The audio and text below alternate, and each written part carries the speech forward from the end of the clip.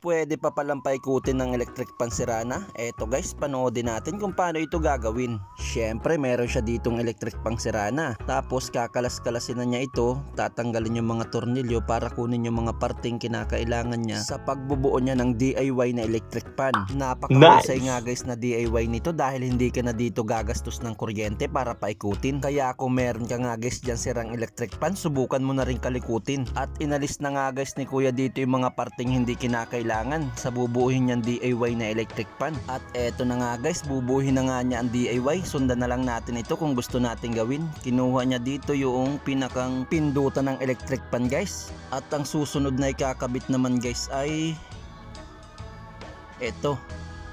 Anong tawag dyan? Hindi ko na din alam ang tawag dyan guys. Pero nasa electric pan lang din yan. What?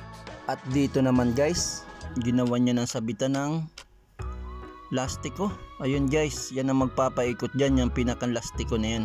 Ayan o, tetestingin na ni kuya ang kanyang DIY. Inilagay ng LC. So ayan guys, effective ang DIY na electric pan ni kuya. Galing.